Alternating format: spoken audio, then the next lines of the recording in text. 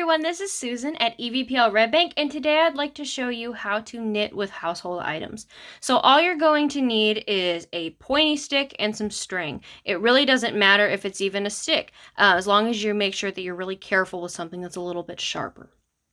So what you're going to do, I'm starting with twine and pens, because I learned on pens and you're most likely to have this stuff at home. I'm going to start out with a slip knot. So the way that you do that is you make a loop and you pull the yarn, that is the long side of the yarn, through the loop and you close it. And that makes it adjustable because it's attached to the long side. Now something like twine might have a little bit higher friction, so you might need to pull a little tighter, but that's essentially it.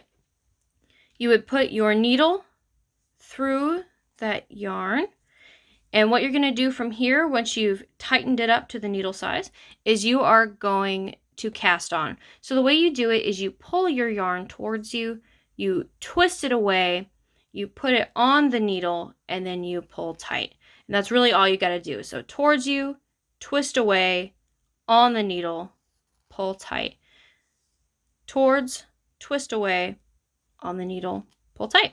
And you're just going to keep doing that until you feel comfortable with the amount of stitches on your needle, if you feel like you're able to use that amount.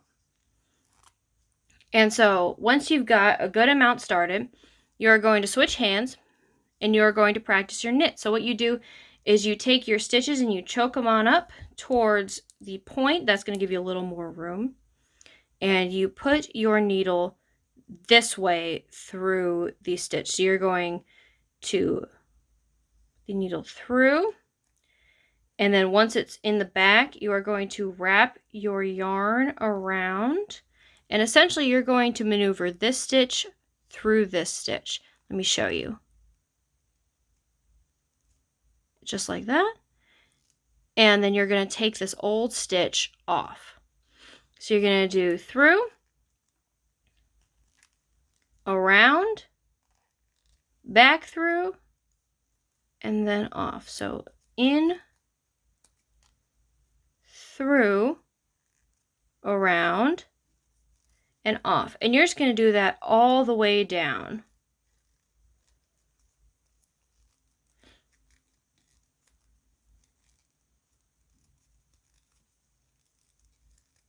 And so as you're approaching the end of the row, you have a choice to make. You can either keep going back and practicing the knitting, and you're going to end up with something called a garter stitch, which I can show you.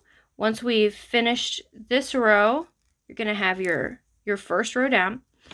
And the garter stitch, I've tried this on golf tees with some rags, is going to have these little ridges here.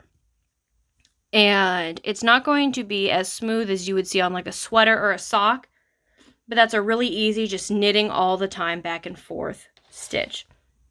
And so if you want to do that, you can do that, or you can try the purl stitch if you'd like. It's kind of a choose your own adventure, especially for practice. And you're going to put the yarn up here a little. And a purl is just a backwards knit stitch. You're going to notice that this process really is the same. It's just on the back of the work instead of the front where you were working. So you are going to go down like this through the first stitch. And now this isn't the stitch. This is just the yarn. This is the stitch. And you are going to wrap the yarn around, and you are going to pull this yarn through the stitch like so. And then once you do, you take the old stitch off. And so you go in, around, through, and off. In, around, through, and off.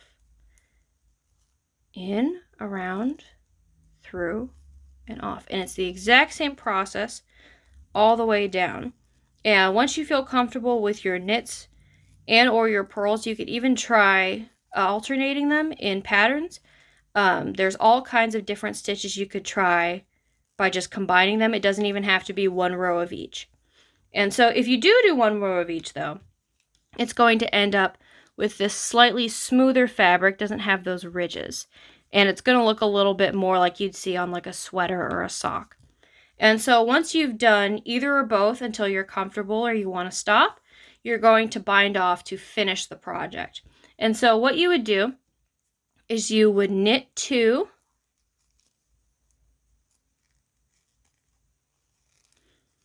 and you're going to pass this stitch over this stitch. So this is the stitch that's closer to the pen cap or the end of the needle, and you would use your other needle to kind of maneuver it over the old one. If you want to, you can use your finger to hold on to the old one or to get a better grip. That's totally understandable. And then you're just going to have this one stitch here. So you're going to knit another stitch, because you always want to have 2 here. And then you're going to pass what was the new stitch is now the old stitch over this one. Then you're going to knit another. So you always have 2. You pass this over this. And it's the exact same all the way down. So knit another one, then pass it over. Knit another, pass it over, and so on, all the way through the end of the row.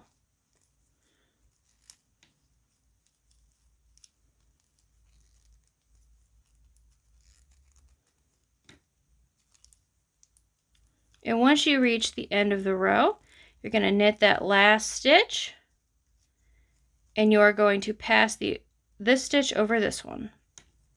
And that's going to leave you with a loop. So what you're going to do with this loop is you are going to take the string leading back to the ball, the long side, and you are going to stick it through the loop and pull tight.